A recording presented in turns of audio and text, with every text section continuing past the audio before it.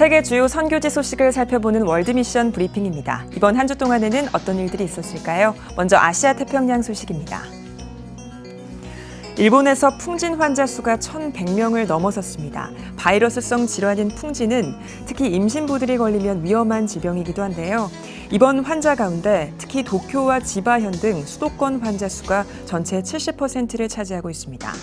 우리나라 질병관리본부는 임신부들에게 되도록 일본 여행을 자제하고 예방접종 받을 것을 당부했습니다.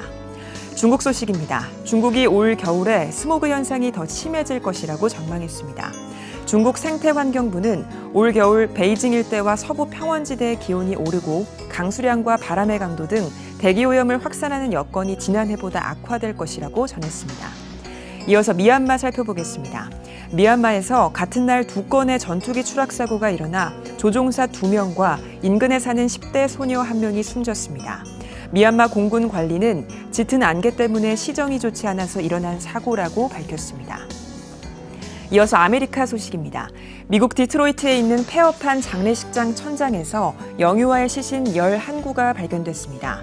경찰 당국은 사체 신원을 파악해 가족들에게 알리고 있으며 시신 밀거래 범죄와의 관련성을 유력하게 보고 조사하고 있는 것으로 확인됐습니다. 브라질에서 지카 바이러스에 감염돼 소두증을 안고 태어난 신생아들이 숨지는 사례가 늘어나고 있습니다. 보건부에 따르면 지난 2015년부터 올해 7월까지 사망한 소두증 신생아가 218명이며 이 가운데 188명이 생후 1년이 되기도 전에 목숨을 잃은 것으로 전해졌습니다. 다음은 캐나다입니다. 캐나다에서 대마초가 합법화됐습니다. 우루과이에 이어 캐나다가 대마초를 합법화한 2번째 나라가 된 셈인데요.